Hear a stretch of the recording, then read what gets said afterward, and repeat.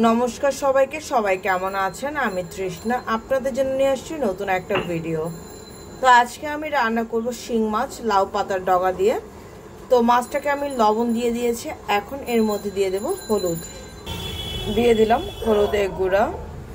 মাছ ভাজার জন্য মাছের কড়াইয়ের মধ্যে তেল দেওয়া হয়ে গেছে। এখন আমি মাছগুলো খুব সুন্দর করে হালকা ভেজে নেব, যেহেতু তোমার জ্যান্ত মাছ খুব বেশি ভাজার দরকার নেই।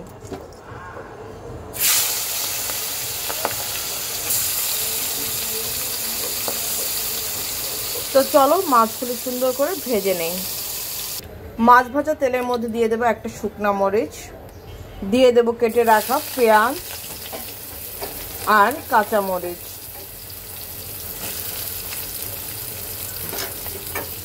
পেঁয়াজটা একটু হালকা ভাজা হয়ে গেলে এর মধ্যে রান্না করার জন্য যে সবজিগুলো কেটে রেখেছিলাম সেগুলো তোমাদের সাথে শেয়ার করব।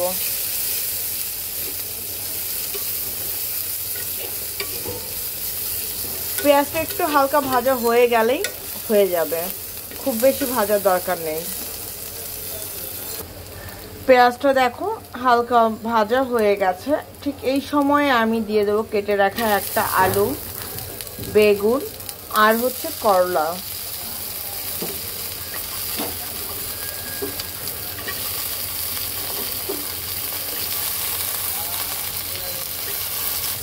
দিয়ে দেবো স্বাদ অনুযায়ী লবণ।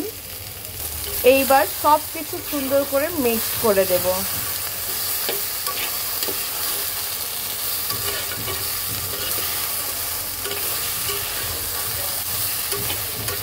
মিক্স করে দেওয়ার পরে এখন আমি এর মধ্যে এক এক করে মশলাগুলো দিয়ে দেব। দিয়ে দেবো 1 চামচ হলুদের গুঁড়া, দিয়ে দেবো 1 চামচ ধনে গুঁড়া। এবার সব কিছু মিক্স করে দিলাম।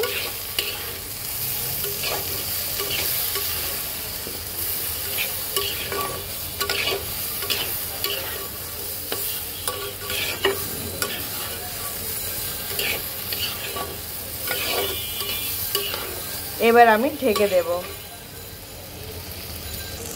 এর মধ্যে এখন দিয়ে দেব সামান্য পরিমাণে জল, মশলাটাকে আরো সুন্দর করে কষানোর জন্য। খুব সুন্দর করে মিক্স করে দিলাম। এখন আবার ঢেকে দেব। এইখানে আমি লাউয়ের ডগা আর লাউয়ের পাতাটা খুব সুন্দর করে ধুয়ে কেটে রেখেছি। দেখো আমার কিন্তু প্রায় কষানো হয়ে গেছে। ঠিক এই সময়ে আমি দিয়ে দেব কেটে রাখা লাউয়ের ডগা আর লাউ শাক। লাউ শাকটা খুব ভালো ছিল, মানে শাক ছাড়া ছিল।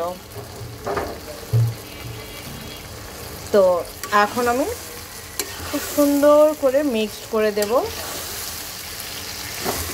দেখো বেগুনটা কি সুন্দর গলে গেছে।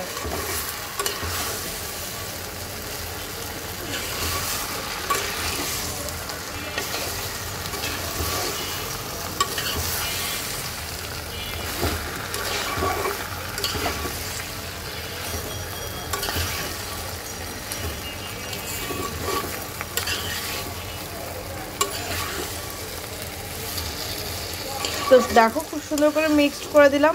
এখন ঢেকে দেব। দেখো আমার কিন্তু সবকিছু সুন্দর মতন কষানো হয়ে গেছে। ঠিক এই সময়ে আমি দিয়ে দেব ঝোলের জল। ঝোলের জলটা দিয়ে দিলাম। এখন খুব সুন্দর করে মিক্সড করে দেব।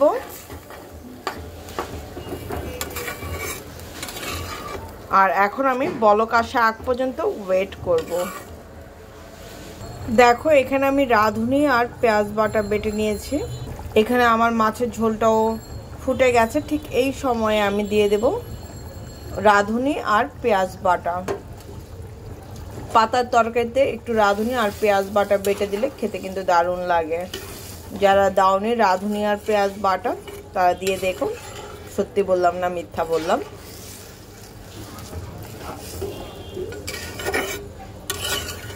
আর তোমাদের কাছে এখন একটা রিকোয়েস্ট, যদি আমার ভিডিওটি ভালো লেগে থাকে তাহলে প্লিজ পুরো ভিডিওটা দেখো। পুরো ভিডিওটা দেখার পর একটা লাইক বাটনে লাইক দিতে ভুলো না। তোমাদের সাথে পথ চলা তোমরা ভালোবেসেছো বলেই 1100 বা 1200 মেবি সাবস্ক্রাইবার আছে, তোমাদের জন্য এগোতে পেরেছি। তো একটু ভালোবাসা বেশি বেশি করে দিও, পুরো ভিডিওটা দেখো, আমার ভালো লাগবে। আশা করছি আমার ভিডিও দেখে তোমাদের মন খারাপ অন্তত হবে না। দিয়ে দেওয়ার পর এখন আমি ভেজে রাখা মাছগুলি দিয়ে দেব। এই আমি মাছগুলি দিয়ে দিচ্ছি।